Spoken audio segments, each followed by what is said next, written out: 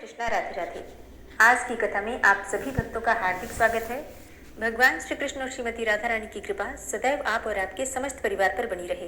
भगवान श्री हरि विष्णु का ध्यान करके आज की पावन कथा का प्रारंभ करते हैं। भीष्म जी ने कहा, हे ब्राह्मण, अब मैं तीर्थों का अद्भुत महात्म्य सुनना चाहता हूँ, जिसे सुनकर मनुष्य संसार बंधन से मुक्त हो जाता है। आप कृपा करके विस्तार के साथ उसका वर्णन करो। पुलस्त्य जी बोले कि हे राजन, ऐसे अनेकों पावन तीर्थ हैं जिनका नाम लेने मात्र से भी बड़े बड़े पातकों का नाश हो जाता है। तीर्थों का दर्शन करना, उसमें स्नान करना, वहां जाकर बार बार डुबकी लगाना तथा समस्त तीर्थों का स्मरण करना, ये मनोवांछित फल को देने वाले होते हैं। हे भीष्म, पर्वत, नदियां, क्षेत्र, आश्रम और मानस आदि सरोवर सभी तीर्थ कहे गए हैं, जिनमें तीर्थ यात्रा के उद्देश्य से जाने वाले पुरुष को पग पग पर अश्वमेघ आदि यज्ञों का फल होता है। इसमें तनिक भी संदेह नहीं है। भीष्म जी ने पूछा, हे द्विजश्रेष्ठ, मैं आपसे भगवान श्री विष्णु का चरित्र सुनना चाहता हूँ। सर्वसमर्थ एवं सर्वव्यापक श्री विष्णु ने यज्ञ पर्वत पर जाकर वहां अपने चरण रखकर किस दानव का दमन किया था? हे महामुने, ये सारी बातें मुझे बताइए। पुलस्त्य जी बोले कि हे वत्स, तुमने बड़ी उत्तम बात पूछी है। एकाग्रचित्त होकर सुनो। प्राचीन सतयुग की बात है। बलिष्ठ दानवों ने समूचे स्वर्ग पर अधिकार जमा लिया था। इंद्र सहित संपूर्ण देवताओं को जीतकर उनसे त्रिभुवन का राज्य छीन लिया था। उनमें बाष्कली नाम का जो दानव था, बहुत बलवान था, सबसे बड़ा बलवान था। उसने समस्त दानवों को यज्ञ का भोक्ता बना दिया। इससे इंद्र को बड़ा दुख हुआ। वे अपने जीवन से निराश हो चले। उन्होंने सोचा कि ब्रह्मा जी के वरदान से दानवराज बाष्कली मेरे तथा संपूर्ण देवताओं के लिए युद्ध में तो अवध्य हो गया है, अतः मैं ब्रह्मलोक में चलकर भगवान ब्रह्मा जी की ही शरण लूंगा, क्योंकि उनके सिवा और कोई मुझे सहारा देने वाले नहीं है। ऐसा विचार कर देवराज इंद्र संपूर्ण देवताओं को साथ लेकर तुरंत उस स्थान पर गए जहां भगवान ब्रह्मा जी विराजमान थे। और वहां जाकर इंद्र बोले, हे देव, क्या आप हमारी दशा नहीं जानते? अब हमारा जीवन कैसे रहेगा? हे प्रभु, आपके वरदान से दैत्यों ने हमारा सर्वस्व छीन लिया। मैं दुरात्मा बाष्कली की समस्त करतूतें आपको पहले ही बता चुका हूँ। पितामह, आप ही हमारे पिता हैं। हमारी रक्षा के लिए शीघ्र ही कोई उपाय कीजिए। संसार से वेद पाठ और यज्ञ याग आदि सब उठ गए। उत्सव और मंगल की तो बातें जाती ही रही। सबने अध्ययन करना छोड़ दिया है। दंड नीति भी उठा दी गई है। अब इन सब कारणों से संसार के जो प्राणी हैं, किसी तरह सांस मात्र ले रहे हैं। जगत पीड़ाग्रस्त तो था ही, अब और भी कष्टतर दशा को पहुंच गया है। इतने समय में हम लोगों को बड़ी ग्लानि उठानी पड़ी है। ब्रह्मा जी ने कहा, हे देवराज, मैं जानता हूँ बाष्कली बड़ा नीच है और वरदान पाकर घमंड से भर गया है। यद्यपि तुम लोगों के लिए वह अजेय है, तथापि मैं समझता हूँ कि भगवान श्री हरि विष्णु उसे अवश्य ठीक कर देंगे। पुलस्त्य जी कहते हैं कि उस समय ब्रह्मा जी समाधि में स्थित हो गए। उनके चिंतन करने पर ध्यान मान से चतुर्भुज भगवान श्री विष्णु थोड़े ही समय में सबके देखते देखते वहां आ पहुंचे। भगवान श्री विष्णु बोले, ब्राह्मण, इस ध्यान को छोड़ो। जिसके लिए तुम ध्यान करते हो, वही मैं साक्षात तुम्हारे पास आ गया हूँ। ब्रह्मा जी ने कहा, स्वामी ने यहाँ आकर मुझे दर्शन दिया, यह बहुत बड़ी कृपा हुई। जगत के लिए जगदीश्वर को जितनी चिंता है, उतनी और किसको हो सकती है। मेरी उत्पत्ति भी आपने जगत के लिए ही की थी और जगत की यह दशा है, अतः उसके लिए भगवान का यह शुभागमन वास्तव में कोई आश्चर्य की बात नहीं है। हे प्रभु, विश्व के पालन का कार्य आपके ही अधीन है। इस इंद्र का राज्य बाष्कली ने छीन लिया है। चराचर प्राणियों के सहित त्रिलोकी को अपने अधिकार में कर लिया है। हे केशव, अब आप ही सलाह देकर अपने इस सेवक की सहायता कीजिए। ब्रह्मा जी की इस प्रकार की बातें सुनकर भगवान श्री वासुदेव जी ने कहा, ब्राह्मण, तुम्हारे वरदान से यह दानव इस समय अवध्य है, तथापि उसे बुद्धि के द्वारा बंधन में डालकर परास्त किया जा सकता है। मैं दानवों का विनाश करने के लिए वामन रूप धारण करूंगा। ये इंद्र मेरे साथ बाष्कली के घर चले और वहां पहुंचकर मेरे लिए इस प्रकार वर की याचना करें, राजन, इस बौने ब्राह्मण के लिए 3 पग भूमि का दान कीजिए। हे महाभाग, इनके लिए मैं आपसे याचना करता हूँ। ऐसा कहने पर वह दानवराज अपने प्राण तक दे सकता है। पितामह, उस दानव का दान स्वीकार करके पहले उसे राज्य से वंचित करूंगा, फिर उसे बांधकर पाताल का निवासी बना दूंगा। यो कहकर भगवान श्री विष्णु अंतर्ध्यान हो गए। तदनंतर कार्य साधन के अनुकूल समय आने पर संपूर्ण प्राणियों पर दया करने वाले देवादिदेव भगवान ने देवताओं का हित करने के लिए अदिति का पुत्र होने का विचार किया। भगवान ने जिस दिन गर्भ में प्रवेश किया उस दिन स्वच्छ वायु बहने लगी। संपूर्ण प्राणी बिना किसी उपद्रव के अपने अपने इच्छित पदार्थ प्राप्त करने लगे। वृक्षों से फूलों की वर्षा होने लगी। समस्त दिशाएं निर्मल हो गई तथा सभी मनुष्य सत्यपरायण हो गए। देवी अदिति ने 1000 दिव्य वर्षों तक भगवान को गर्भ में धारण किया। इसके बाद वे भूत भावन प्रभु वामन रूप में प्रकट हुए। उनके अवतार लेते ही नदियों का जल स्वच्छ हो गया, वायु सुगंध बिखेरने लगी और उस तेजस्वी पुत्र के प्रकट होने से महर्षि कश्यप को भी बड़ा आनंद हुआ। तीनों लोकों में निवास करने वाले समस्त प्राणियों के मन में अपूर्व उत्साह भर गया और भगवान जनार्दन का प्रादुर्भाव होते ही स्वर्गलोक में नगारे बज उठे और अत्यंत हर्षोल्लास के कारण त्रिलोकी के मोह और दुख नष्ट हो गए। गंधर्वों ने अत्यंत उच्च स्वर से संगीत आरंभ किया। कोई ऊंचे स्वर से भगवान की जय जयकार करने लगे, कोई अत्यंत हर्ष में भरकर जोर जोर से गर्जना करते हुए बारंबार भगवान को साधुवाद देने लगे तथा कुछ लोग जन्म, भय, बुढ़ापा और मृत्यु से छुटकारा पाने के लिए उनका ध्यान करने लगे। इस प्रकार यह संपूर्ण जगत सब ओर से अत्यंत प्रसन्न हो उठा। देवता लोग मन ही मन विचार करने लगे कि ये तो साक्षात परमात्मा श्री विष्णु हैं। ब्रह्मा जी के अनुरोध से जगत की रक्षा के लिए इन जगदीश्वर ने यह छोटा सा शरीर धारण किया है। यही ब्रह्मा, यही विष्णु और यही महेश्वर है। देवता, यज्ञ और स्वर्ग सब कुछ यही है, इसमें तनिक भी संदेह नहीं है। यह संपूर्ण चराचर जगत भगवान श्री विष्णु से व्याप्त है। ये एक होते हुए भी पृथक शरीर धारण करके ब्रह्मा के नाम से विख्यात हैं। जिस प्रकार बहुत से रंग वाली वस्तुओं का सानिध्य होने पर स्फटिक मणि विचित्र सी प्रतीत होने लगती है, उसी प्रकार मायामय गुणों के संसर्ग से स्वयंभू परमात्मा की नाना रूपों में प्रतीति होती है। जैसे एक ही गार्हपत्य अग्नि, दक्षिणाग्नि तथा आवग्नियाग्नि आदि भिन्न भिन्न संज्ञाओं को प्राप्त होती है, उसी प्रकार ये एक ही श्री विष्णु ब्रह्मा आदि अनेकों नाम एवं रूपों में उपलब्ध होते हैं। ये भगवान सब तरह से देवताओं का कार्य सिद्ध करेंगे। शुद्ध चित्त वाले देवगण जब इस प्रकार सोच रहे थे, उसी समय भगवान वामन इंद्र के साथ बाष्कली के घर आए। उन्होंने दूर से ही बाष्कली की नगरी को देखा, जो परकोटे से घिरी थी। सब प्रकार के रत्नों से सजे हुए ऊंचे ऊंचे सफेद महल, जो आकाशचारी प्राणियों के लिए भी अगम्य थे, उस पुरी की शोभा बढ़ा रहे थे। नगर की सड़कें बड़ी ही सुंदर एवं क्रमबद्ध बनाई गई थी। कोई ऐसा पुष्प नहीं, ऐसी कोई विद्या नहीं, ऐसा कोई शिल्प नहीं तथा ऐसी कोई कला नहीं जो बाष्कली की नगर में मौजूद न रही हो। वहीं रहकर दानवराज बाष्कली चराचर प्राणियों सहित समस्त त्रिलोकी का पालन करता था। वह धर्म का ज्ञाता, कृतज्ञ, सत्यवादी और जितेंद्रिय था। सभी प्राणी बड़ी सुगमता पूर्वक मिल सकते थे। न्याय अन्याय का निर्णय करने में उसकी बुद्धि बड़ी ही कुशल थी। वह ब्राह्मणों का भक्त, शरणागतों का रक्षक तथा दीन और अनाथों पर दया करने वाला था। मंत्र शक्ति, प्रभु शक्ति और उत्साह शक्ति, इन तीनों शक्तियों से वह संपन्न था।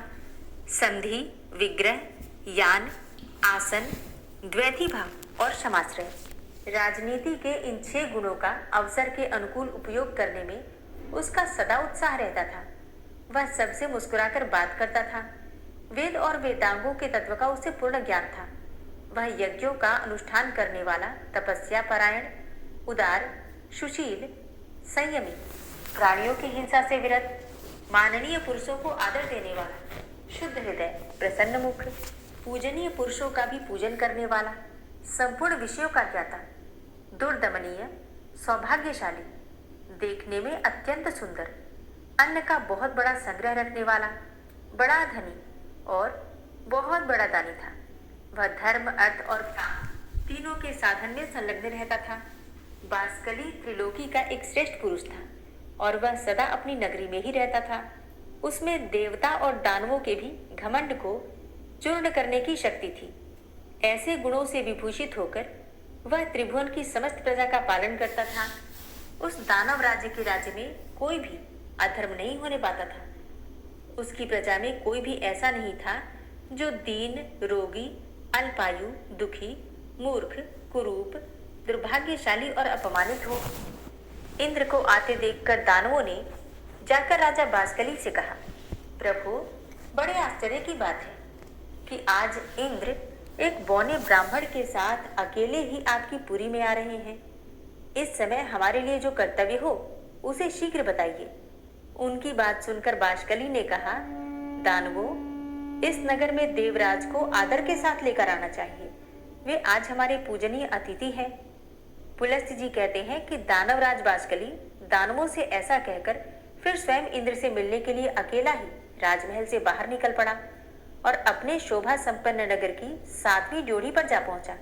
इतने में ही उधर से भगवान वामन और इंद्र भी आ पहुंचे। दानवराज ने बड़े प्रेम से उनकी ओर देखा और प्रणाम करके अपने को कृतार्थ माना। वह हर्ष में भरकर सोचने लगा कि मेरे समान धन्य तो दूसरा कोई है ही नहीं, क्योंकि आज मैं त्रिभुवन की राज्य लक्ष्मी से संपन्न होकर इंद्र को याचक के रूप में अपने घर पर आया देखता हूँ। अब ये मुझसे कुछ याचना करेंगे। घर पर आए हुए इंद्र को मैं अपनी स्त्री, पुत्र, महल तथा अपने प्राण भी दे डालूंगा। फिर त्रिलोकी के राज्य की तो बात ही क्या है। यह सोचकर उसने सामने आकर इंद्र को अंक में भरकर बड़े आदर के साथ गले लगाया और अपने राजभवन के भीतर ले जाकर अर्घ्य तथा आचमनी आदि से उन दोनों का यत्न पूर्वक पूजन किया। इसके बाद बासकली बोला, इंद्र, आज मैं आपको अपने घर पर स्वयं आया हुआ देखता हूँ। इससे मेरा जन्म तो सफल हो गया, मेरे सभी मनोरथ पूर्ण हो गए। हे प्रभु, मेरे पास आपका किस प्रयोजन से आगमन हुआ है, मुझे सारी बातें बताइए। आपने यहाँ तक आने का कष्ट उठाया, इसे मैं बड़े आश्चर्य की बात समझता हूँ। इंद्र ने कहा कि बासकली, मैं जानता हूँ दानव वंश के श्रेष्ठ पुरुषों में तुम सबसे प्रधान हो और तुम्हारे घर पर मेरा आना यह तो कोई आश्चर्य की बात नहीं है। तुम्हारे घर पर आए हुए याचक कभी विमुख नहीं लौटते। तुम याचकों के लिए कल्प वृक्ष हो। तुम्हारे समान दाता कोई नहीं है। तुम प्रभा में सूर्य के समान हो, गंभीरता में सागर की समानता करते हो। क्षमाशीलता के कारण तुम्हारी पृथ्वी के साथ तुलना की जा सकती है। ये ब्राह्मण देवता वामन कश्यप जी के उत्तम कुल में उत्पन्न है। इन्होंने मुझसे 3 पग भूमि के लिए याचना की है, किंतु बासकले, मेरा तो त्रिभुवन का राज्य ही तुमने पराक्रम से छीन लिया है। अब मैं निराधार और निर्धन हूँ और इन्हें देने के लिए मेरे पास तो कोई भूमि ही नहीं है। इसलिए तुमसे याचना करता हूँ। याचक मैं नहीं, ये हैं दानवेंद्र। यदि तुम्हें अभीष्ट हो तो इस वामन जी को 3 पग भूमि दे दो। बासकली ने कहा, देवेंद्र, आप भले पधारे, आपका कल्याण हो। जरा अपनी ओर तो देखिए, आप ही सबके परम आश्रय हैं। पितामह ब्रह्मा जी त्रिभुवन की रक्षा का भार आपके ऊपर डालकर सुख से बैठे हैं और ध्यान धारणा से युक्त होकर परम पद का चिंतन करते हैं। भगवान श्री विष्णु भी अनेकों संग्रामों से थक कर जगत की चिंता छोड़कर आपके ही भरोसे क्षीर सागर का आश्रय लेकर सुख की नींद सो रहे हैं।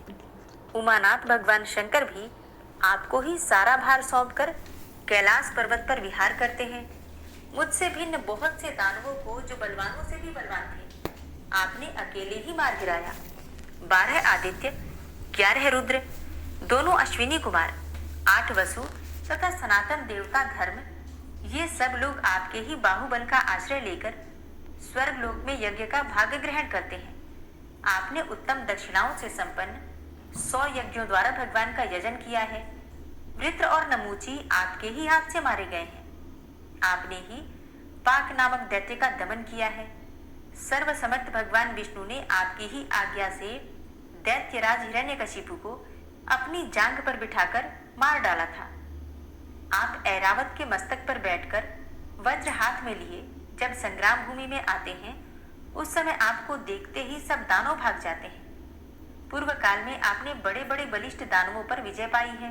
हे देवराज, आप ऐसे प्रभावशाली हैं, आपके सामने मेरी क्या गिनती हो सकती है। आपने मेरा उद्धार करने की इच्छा से ही यहाँ पर पदार्पण किया है। निस्संदेह मैं आपकी आज्ञा का पालन करूंगा। मैं निश्चय पूर्वक कहता हूँ, आपके लिए अपने प्राण भी दे दूंगा। हे देवेश्वर, आपने मुझसे इतनी सी भूमि की बात क्यों कही? यह स्त्री, पुत्र, गौवें तथा और जो कुछ भी धन मेरे पास है वह सब एवं त्रिलोकी का सारा राज्य इन ब्राह्मण देवता को दे दीजिए। आप ऐसा करके मुझ पर तथा मेरे पूर्वजों पर कृपा ही करेंगे, इसमें तनिक भी संशय नहीं है। क्योंकि भावी प्रजा कहेगी कि पूर्व काल में राजा बासकली ने अपने घर पर आए हुए इंद्र को त्रिलोकी का राज्य दे दिया था। आप ही क्यों, दूसरा भी कोई याचक यदि मेरे पास आए तो वह सदा ही मुझे अत्यंत प्रिय होगा। आप तो उन सब में मेरे लिए विशेष आदरणीय हैं। अतः आपको कुछ भी देने में मुझे कोई विचार नहीं करना है।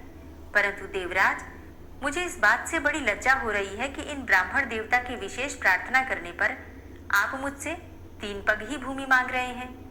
मैं इन्हें अच्छे अच्छे गांव दे दूंगा और आपको स्वर्ग का राज्य अर्पण कर दूंगा। वामन जी को स्त्री और भूमि दोनों दान करूंगा। आप मुझ पर कृपा करके यह सब स्वीकार करें। पुलस्त्य जी कहते हैं कि हे राजन, दानवराज बासकली के ऐसा कहने पर उसके पुरोहित शुक्राचार्य ने उससे कहा, महाराज, तुम्हें उचित अनुचित का बिल्कुल ज्ञान नहीं है।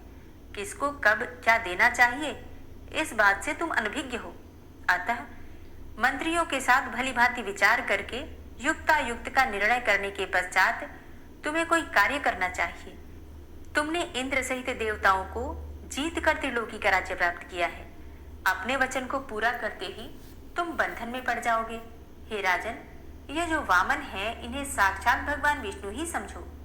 इनके लिए तुम्हें कुछ भी नहीं देना चाहिए, क्योंकि इन्होंने ही तो पहले तुम्हारे वंश का उच्छेद कराया है और आगे भी कराएंगे। इन्होंने माया से दानवों को परास्त किया है और माया से ही इस समय बौने ब्राह्मण का रूप बनाकर तुम्हें दर्शन दिया है। अतः अब बहुत कहने की आवश्यकता नहीं है, इन्हें कुछ न दो। 3 पग तो बहुत है। मक्खी के पैर के बराबर भी भूमि देना न स्वीकार करो। यदि मेरी बात नहीं मानोगे तो शीघ्र ही तुम्हारा नाश हो जाएगा। यह मैं तुम्हें सच्ची बात कह रहा हूं। तब बाष्कली ने कहा कि गुरुदेव, मैंने तो धर्म की इच्छा से इन्हें सब कुछ देने की प्रतिज्ञा कर ली है। प्रतिज्ञा का पालन अवश्य करना चाहिए। यह सत्पुरुषों का सनातन धर्म है।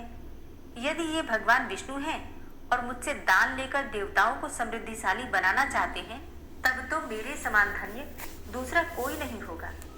ध्यान पारायण योगी निरंतर ध्यान करते रहने पर भी जिनका दर्शन जल्दी नहीं पाते, उन्होंने ही यदि मुझे दर्शन दिया है, तब तो इन देवेश्वर ने मुझे और भी धन्य बना दिया। जो लोग हाथ में जल और कुश लेकर दान करते हैं, वे भी मेरे दान से सनातन परमात्मा भगवान विष्णु प्रसन्न हो, इस वचन के कहने पर मोक्ष के भागी होते हैं। इस कार्य को निश्चित रूप से करने के लिए मेरा जो दृढ़ संकल्प हुआ है, उसमें तो आपका उपदेश ही कारण है। बचपन में आपने एक बार उपदेश दिया था, जिसे मैंने अच्छी तरह से अपने हृदय में धारण कर लिया था। वह उपदेश इस प्रकार था, शत्रु भी यदि घर पर आ जाए तो उसके लिए कोई भी वस्तु अदेय नहीं है। उसे कुछ भी देने से इनकार नहीं करना चाहिए। हे गुरुदेव, यही सोचकर मैंने इंद्र के लिए स्वर्ग का राज्य और वामन जी के लिए अपने प्राण तक दे डालने का निश्चय कर लिया है। अब जिस दान को देने में कुछ भी कष्ट नहीं होता, ऐसा दान तो संसार में सभी लोग देते हैं। यह सुनकर गुरु जी ने लज्जा से अपना मुंह नीचा कर लिया। तब बाष्कली ने इंद्र से कहा, देव, आपके मांगने पर मैं सारी पृथ्वी दे सकता हूँ। यदि इन्हें 3 ही पग भूमि देनी पड़ी तो यह मेरे लिए बड़ी लज्जा की बात होगी। इंद्र ने कहा, दानवराज, तुम्हारा कहना सत्य है, किंतु इन ब्राह्मण देवता ने मुझसे 3 ही पग भूमि की याचना की है। इनको इतनी ही भूमि की आवश्यकता है और मैंने भी इन्हीं के लिए तुमसे याचना की है। अतः इन्हें यही वर प्रदान करो। बाष्कली ने कहा, देवराज, आप वामन को मेरी ओर से 3 पग भूमि दे दीजिए और आप भी चिरकाल तक वहां सुख से निवास कीजिए। पुलस्त्य जी कहते हैं कि ऐसा कहकर बाष्कली ने हाथ में जल लेकर साक्षात श्रीहरि मुझ पर प्रसन्न हो, ऐसा कहते हुए वामन जी को 3 पग भूमि दे दी। अब दानवराज के दान करते ही श्रीहरि ने वामन रूप त्याग दिया और देवताओं का हित करने की इच्छा से संपूर्ण लोगों को नाप लिया। वे यज्ञ पर्वत पर पहुंचकर उत्तर की ओर मुंह करके खड़े हो गए। उस समय दानव लोग भगवान के बाएं चरण के नीचे आ गया। तब जगदीश्वर ने पहला पग सूर्यलोक में रखा और दूसरा ध्रुवलोक में। फिर अद्भुत कर्म करने वाले भगवान ने तीसरे पग से ब्रह्मांड पर आघात किया। उनके अंगूठे के अग्रभाग से लगकर ब्रह्मांड कटा फूट गया, जिससे बहुत सा जल बाहर निकला और उसे ही भगवान श्री विष्णु के चरणों से प्रकट होने वाली वैष्णवी नदी गंगा कहते हैं। गंगा जी अनेकों कारणवश भगवान श्री विष्णु के चरणों से प्रकट हुई हैं। उनके द्वारा चराचर प्राणियों सहित समस्त त्रिलोकी व्याप्त है। तत्पश्चात भगवान श्री वामन ने बासकली से कहा, मेरे 3 पग पूर्ण करो। बासकली ने कहा, भगवान, आपने पूर्व काल में जितनी बड़ी पृथ्वी बनाई थी उसमें से मैंने कुछ भी छिपाया नहीं है। पृथ्वी छोटी है और आप महान हैं। मुझ में सृष्टि उत्पन्न करने की शक्ति नहीं है, जिससे कि दूसरी पृथ्वी बनाकर आपके 3 पग पूर्ण करूं। हे देव, आप जैसे प्रभुओं की इच्छा शक्ति ही मनोवांछित कार्य करने में समर्थ है। सत्यवादी बाष्कली को निरुत्तर जानकर भगवान श्री विष्णु बोले, दानवराज, बोलो, मैं तुम्हारी कौन सी इच्छा पूर्ण करूं? तुम्हारा दिया हुआ संकल्प का जल मेरे हाथ में आया है, इसलिए तुम वर पाने के योग्य हो, वरदान के उत्तम पात्र हो। तुम्हें जिस वस्तु की इच्छा हो मांगो, मैं उसे दूंगा। बाष्कली ने कहा, हे देवेश्वर, मैं आपकी भक्ति चाहता हूँ। मेरी मृत्यु भी आपके ही हाथों से हो और जिससे कि मुझे आपके परम धाम श्वेतद्वीप की प्राप्ति हो, जो तपस्वियों के लिए भी दुर्लभ है। पुलस्त जी कहते हैं, बाष्कली के ऐसा कहने पर भगवान श्री विष्णु ने कहा, तुम 1 कल्प तक ठहरे रहो। जिस समय वाराह रूप धारण करके मैं रसातल में प्रवेश करूंगा, उसी समय तुम्हारा वध करूंगा। इससे तुम मेरे रूप में लीन हो जाओगे। भगवान के ऐसे वचन सुनकर वह दानव उनके सामने से चला गया। भगवान भी उससे त्रिलोकी का राज्य छीनकर अंतर ध्यान हो गए। बाष्कली पाताल लोक का निवासी होकर सुखपूर्वक रहने लगा। बुद्धिमान इंद्र तीनों लोकों का पालन करने लगे। यह जगत गुरु भगवान श्री विष्णु के वामन अवतार का वर्णन है। इसमें श्री गंगा जी के प्रादुर्भाव की कथा भी आ गई है। यह प्रसंग सब पापों का नाश करने वाला है। यह मैंने श्री विष्णु के 3 पगों का इतिहास बतलाया है, जिसे सुनकर मनुष्य इस संसार में संपूर्ण पापों से मुक्त हो जाता है। श्री विष्णु के पगों का दर्शन कर लेने पर उसके दुष्स्वप्न, दुश्चिंता और घोर पाप शीघ्र ही नष्ट हो जाते हैं। पापी मनुष्य प्रत्येक युग में यज्ञ पर्वत पर स्थित श्री विष्णु के चरणों का दर्शन करके पाप से छुटकारा पा जाते हैं। हे भीष्म, जो मनुष्य मौन होकर यज्ञ पर्वत पर चढ़ता है अथवा तीनों पुष्करों की यात्रा करता है, उसे अश्वमेध यज्ञ का फल मिलता है और वह सब पापों से मुक्त होकर मृत्यु के पश्चात श्री विष्णु के धाम में चला जाता है। हरे कृष्णा। आज की कथा का यहीं पर समापन करती हूँ। उम्मीद करती हूँ ये कथा आपको जरूर पसंद आई होगी। तो अगर आपको कथा अच्छी लगी हो तो वीडियो को लाइक किए बिना बिल्कुल नहीं जाना है और कमेंट बॉक्स में राधे राधे तो जरूर लिखना है।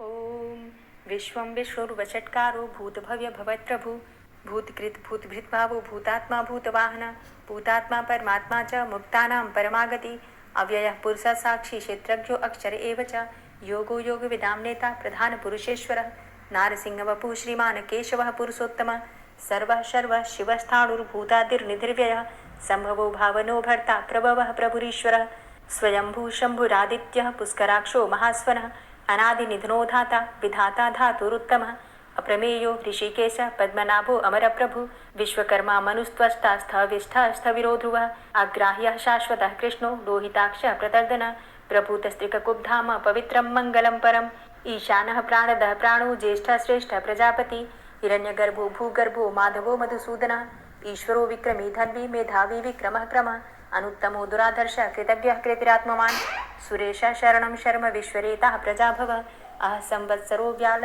प्रत्ययः सर्वदर्शनः अजः सर्वेश्वर सिद्ध सिद्धि सर्वादिर्च्युतः वृषाकपिरिमेयात्मा सर्वयोगविनिश्रितः वसुर्वसुमनः सत्य समात्मा संमितः समः अमोघ पुण्डरीकाक्षो वृषकर्मा वृषाकृतिः रुद्रो बहुशिरा बभ्रुर्विश्वयोनिः शुचिश्रवा अमृतः शाश्वतस्थाणुर्वरारोहो महातपः सर्वगः सर्वविद्भानुर्विश्वक्सेनो जनार्दनः वेदो वेदविद्व्यङ्गो वेदाङ्गो वेदवित्कविः लोकाध्यक्ष सुराध्यक्षो धर्माध्यक्ष कृताकृत चतुरात्मा चतुर्व्यूहश्चतुर्द्रष्टश्चतुर्भुज भ्राजिष्णुर्भोजनं भोक्ता सहिष्णुर्जगदाति च अनघो विजयो जेता विश्वयोनिः पुनर्वसु उपेन्द्रो वामनः प्रांशुर्मोघः शुचिरुर्जिता अतीन्द्रः संग्रहः सर्गो धृतात्मा नियमो यमः वेद्यो वैद्यः सदा योगी वीरः माधवो मधु अतीन्द्रियो महामायो महोत्साहो महाबलः महाबुद्धिर्महावीर्यो महाशक्तिर्महाद्युति अनिर्देश्य वपु श्रीमान् मेयात्मा महाधृतिक् महिश्वासो महिभर्ता श्रीनिवास सतां गति अनिरुद्ध सुरानंदो गोविंदो गोविंदांपति मरीचिर्दमनो हंस सुपर्णो भुजगोत्तम हिरण्यनाभ सुतपा पद्मनाभ प्रजापति अमृत्यु सर्वदिक्सिंह संधाता संधिमान स्थिर अजो दूर्मर्षण शास्ता विश्रुतात्मा सुरारिहा गुरुर्गुर्तमोधाम सत्य सत्य पराक्रम निमिषो अनिमिषो श्रग्वी वाचस्पति रुदारथि अग्रणिर्ग्रामणी श्रीमान न्यायो नेता समीरण सहस्रमूर्धा विश्वात्मा सहस्राक्ष सहस्रपात आवर्तनो निवृत्तात्मा संवृता संप्रमर्दन अहसंवर्तको वह निर्निलो धरणीधर सुप्रसादः प्रसन्नात्मा विश्वदृक् विशुभुग् विभु सत्कर्ता सत्कृतः साधु जहनुर्नारायणो नरः असंख्येयो अप्रमेयात्मा विशिष्ट शिष्टकृच्छुवि सिद्धार्थ सिद्ध संकल्प सिद्धिदः सिद्धि साधनः वृषाहि वृषभो विष्णुर्विष्पर्वा वृषोदरः वर्धनो वर्धमानश्च विविक्तः श्रुतिसागरः सुभुजो दूर्धरो वाग्मी महेन्द्रो वसुदो वसु नैकरूपो बृहद्रूप शिपिविष्ट प्रकाशनः ओजस्तेजो द्युतिधर प्रकाशात्मा प्रतापनः रिद्धस्पष्टाक्षरो मन्त्रश्चन्द्रांशुर्भास्करद्युतिः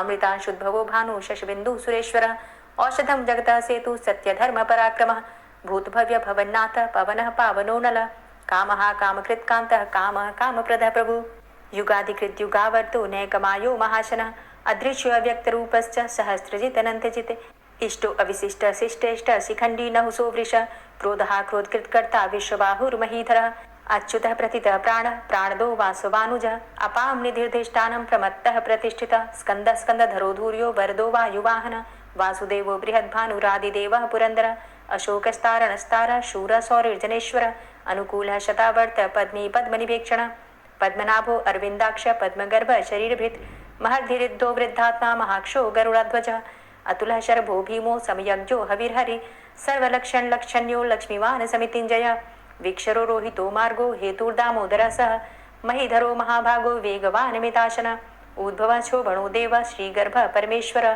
करणं कारणं कर्ता विकर्ता गहनो गुहः व्यवसायो व्यवस्थान संस्थान स्थानदो ध्रुवः परर्थी परमस्पस्तुष्ट पुष्ट सुभेक्षणः रामो विरामो विरजो मार्गो नेयो नयोनयः वीर शक्तिमतां श्रेष्ठो धर्मो धर्मविदुत्तमः वैकुण्ठः पुरुषः प्राणः प्राणदः प्रणवः पृथु हिरण्यगर्भः शत्रुघ्नो व्याप्तो वायुरुधोक्षजः ऋतुः सुदर्शनः कालः परमेष्ठी परिग्रहः उग्रः संवत्सरो दक्षो विश्रामो विश्वदक्षिणः विस्तारः स्थावरस्थाणु प्रमाणं बीजमव्ययम् अर्थो अनर्थो महाकोशो महाभोगो महाधनः अनिर्विण्णः स्थविष्टोभू धर्मयुपो महामख नक्षत्रनेमिर्नक्षत्री क्षमा क्षामः समीहनः यज्ञ इज्जो महिज्यश्च क्रतुसत्रं सतां गतिः सर्वदर्शी विमुक्तात्मा सर्वज्ञो ज्ञानमुत्तमं सुव्रतः सुमुखः सुष्मा सुघोषः सुखदः सुहृतः मनोहरो जित्क्रोधो वीरबाहुर्विदारणः स्वापनः स्ववसो व्यापी नैकात्मा नैककर्मकृत् वत्सरो वत्सलो वत्सी रत्नगर्भो धनेश्वरः धर्मगुप्त धर्मकृद्धर्मी सदसक्षरमक्षरम् अविज्ञाता सहस्रांशुर्विधाता कृतलक्षणः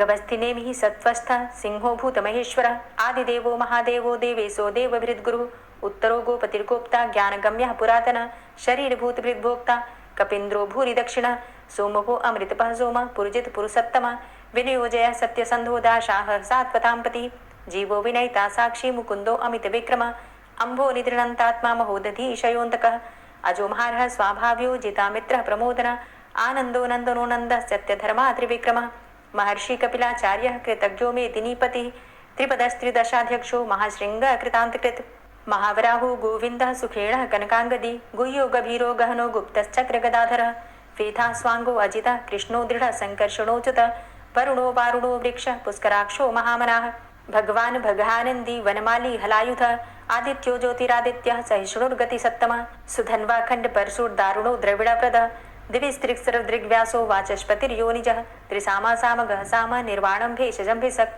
सन्न्यासकृच्छमः शान्तो निष्ठा शान्तिः परायणं शुभांग शांति दस्रष्टा कुमुदः कुबलेशय गोहितो गोपतिर्गोप्ता वृषभाक्षो वृषप्रिय अनिवर्ति निवृतात्मा संक्षेप्ता चेमकृच्छिव श्रीवत्सवक्षा श्रीवास श्रीपति श्रीमतांबर श्रीद श्रीश श्रीनिवास श्रीनिधि श्रीविभावन श्रीधर श्रीकर श्रेय श्रीमान लोकत्रयाश्रय स्वक्ष स्वंग शतानंदो नंदिर्ज्योतिर्गणेश्वर विजितात्मा विधेयात्मा सत्कीर्तिश्छिन्न संशय उदीर्ण सर्वतक्षसुर निशा शाश्वत स्थिर भूषयो भूषणो भूतिर्विशोक शोकनाशन अर्चिष्मान अर्चित कुंभो विशुद्धात्मा विशोधन अनिरुद्धो अप्रतिरथ प्रद्युम्नो अमित विक्रम कालिनेमि निहावीर शौरी शूरजनेश्वर त्रिलोकात्मा त्रिलोकेशः केशवः केशिहारी कामदेवः कामपालः कामीकान्तः कृतागम अनिर्देशव पूर्विष्णोर्वीरो अनंतो धनंजयः ब्रह्मण्यो ब्रह्मकृत् ब्रह्म ब्रह्म ब्रह्म विवर्धन ब्रह्मविद् ब्राह्मणे ब्रह्मी ब्रह्मज्ञो ब्राह्मण प्रिय महाक्रमो महाकर्मा महातेजा महोरगः महाक्रतुर्महायज्वा महायज्ञो महाहवि स्तव्यस्तव प्रिय स्तोत्रं स्तुतिस्तोतारण प्रिय पूर्णः पुरैता पुण्य पुण्यकीर्तिर्नामय मनोजवस्तीर्थकरो वसुरेता वसुप्रद वसुप्रदो वासुदेव वसुर्वसुमनाहवि सद्गतिः सत्कीर्तिः सत्ता सद्भूति सत्परायणः शूरसेनो यदुश्रेष्ठः सन्निवासः सुयामुनः भूतावासो वासुदेवः सर्वासु निलयोनलः दर्पः दर्पदो दृप्तो दूर्धरोधा पराजितः विश्वमूर्तिर्महामूर्तिर्दीप्तमूर्तिर्मूर्तिमान् अनेकमूर्तिरव्यक्तः शतमूर्तिः शताननः एको नैकः सवः क किं यत्तत्पदमनुत्तमं लोकबन्धुर्लोकनाथो माधवो भक्तवत्सलः सुवर्णवर्णो हेमांगो वरांगश्चन्दनांगदी वीरः विषमः शून्यो घृताशीरचलश्चलः अमानीमानदो मान्यो लोकस्वामी त्रिलोकदृक् सुमेधा मेधजो धन्यः सत्यमेधाधराधर तेजो वृषः द्वितिधर सर्वशस्त्रभृतांबर प्रग्रहो निग्रहो व्यग्रो नैकशृङ्गो गदाग्रज चतुर्मूर्तिश्चतुर्बाहुश्चतुर्व्यूहश्चतुर्गति चतुरात्मा चतुर्भावश्चतुर्वेद विदेकपात समावर्तो अनिवृतात्मा दुर्जयो दुरतिक्रम दुर्लभो दुर्गमो दुर्गो दुरावासो दुरारिहा शुभांगो लोक सारंग शुतंतुस्तंतु वर्धन इंद्रकर्मा महाकर्मा कृतकर्मा कृतागम उद्भव सुंदर सुंदो रत्ननाभ सुलोचन अर्को वाजसन श्रृंगी जयंत सर्वविजयी सुवर्ण बिंदु रक्षोभ्य सर्वभागीश्वरेश्वर महाहृदो महागर्तो महाभूतो महानिधि कुमुदः कुंदरः कुंदः पर्जन्यः पावनो नीलः अमृताशो अमृतवपुः सर्वज्ञः सर्वतोमुख सुलभः सुव्रतः सिद्धः शत्रुजित् शत्रुतापनः न्यग्रोधो दुम्बरो अस्वस्थश्चाणुरान्ध्रनिषूदनः सहस्रार्चिः सप्तजिह्वः सप्तैधा सप्तवाहनः अमूर्तिरणघो अचिन्त्यो भयकृद् भयनाशनः अणुर्बृहत्कृशः स्थूलो गुणभृन्निर्गुणो महान् अधृतः स्वधृतः स्वास्य प्राग्वंशो वंशवर्धनः भारभृत कथितो योगी योगी स सर्वकामद आश्रम श्रमण छाम सुपर्णो वायुवाहन धनुर्धरो धनुर्वेदो दंडोदमयितादम अपराजितः सर्वसहो नियंता नियमो यमः सत्ववान् सात्विक सत्य सत्यधर्मपरायण अभिप्रायः प्रियार्होर्ह प्रियकृत् प्रीतिवर्धन विहाय सगतिर्ज्योति सुरुचिर्हुद्भुग्विभु रविर्विलोचनः सूर्य सविता रविलोचनः अनंतो हुद्भुग्भोक्ता सुखदो नैकजोग्रज अनिर्विण्ण सदामर्षि लोकाधिष्ठानमद्भुत सनात सनातन्तमः कपिलः कपिरप्यय स्वस्तिदा स्वस्तिकृत् स्वस्ति स्वस्तिभुक् स्वस्ति दक्षिण रौद्रः कुण्डली चक्रे विक्रमयुर्जितशासन शब्दातिगः शब्दशः शिशिरः शर्वरीकर अक्रूरः पेशलो दक्षो दक्षिणः क्षमिणाम्बर विद्वतमो वितभय पुण्यशमन कीर्तन उत्तारणो दुष्कृतिः पुण्यो दुःस्वप्ननाशन वीरः रक्षण संतो जीवनः पर्यवस्थित अनंतरूपो अनन्तसृर्जितमन्युर्भयापः चतुरष्ट्रो गभीरात्मा विदिशो व्यादिशो दिश अनादिर्भूर्भुवो लक्ष्मी सुवीरो रुचिरांगद जननो जन्मादिर्भीमो भीम पराक्रम आधारनीलयो धाता पुष्पहासः प्रजागर ऊर्ध्वगः सत्पथाचारः प्राणदः प्रणवपण प्रमाणं प्राणनीलियः प्राणभृत् प्राणजीवन तत्त्वं तत्त्वविदेकात्मा जन्म मृत्यु जरातिग भूर्भुवः स्वस्तरुस्तारः सविता प्रपितामह यज्ञो यज्ञपतिर्यज्वा यज्ञांगो यज्ञवाहन यज्ञभृद्यज्ञकृद्यज्ञ यज्ञभुग्यज्ञसाधन यज्ञान्तिकृद्यज्ञ गुह्यमन्यमन्नादेव च आत्मयोनिः स्वयं जातो वैखानः सामगायन देवकी नंदन स्रष्टा क्षितिसः पापनाशन शङ्खभृन्नन्दकी चक्री शारङ्गधन्वा गदाधरः रथाङ्गपाणिरक्षोभ्य सर्वप्रहरणायुध ओम नमः इति। श्री राधा कृपा कटाक्ष स्तोत्र। मुनीन्द्र वृंद वंदिते त्रिलोक शोक हारिणी प्रसन्न वक्त्र पंकजे निकुंज भूविलासिनी व्रजेन्द्र भानुनंदिनी व्रजेन्द्र सूनु संगते कदा करिष्यसि मां कृपा कटाक्ष भाजनम् अशोक वृक्ष वल्लरी वितान मंडप स्थिते प्रवाल बाल पल्लव प्रभारुणांध्रि कोमले वराभय स्फुरत्करे प्रभूत संपदालये कदा करिष्यसि मां कृपाकटाक्षभाजनम् अनङ्गरङ्गमङ्गलं प्रसङ्गभङ्गुरं भ्रुवां सविभ्रमं ससम्भ्रमं दृगन्तबाणपातने निरन्तरं वशीकृत प्रतीतनन्दनन्दने कदा करिष्यसि मां कृपाकटाक्षभाजनम् तडित्सुवर्णचम्पकप्रदीप्तगौरविग्रहे मुखप्रभापरास्तकोटिसारदेन्दुमण्डले विचित्रचित्रसञ्चरच्चकोरशावलोचने कदा करिष्यसि मां कृपाकटाक्षभाजनम् मदोन्मदादियौवने प्रमोदमानमण्डिते प्रियानुरागरञ्जिते कलाविलासपण्डिते अनन्यधन्यकुञ्जराज्यकामकेलिकोविदे कदा करिष्यसि मां कृपाकटाक्षभाजनम् अशेषहावभावधीरहीरहारभूषिते प्रभूतशातकुम्भकुम्भकुम्भिकुम्भसुस्तनि प्रशस्तमन्दहास्यचूर्णपूर्णसौख्यसागरे कदा करिष्यसि मां कृपाकटाक्षभाजनम्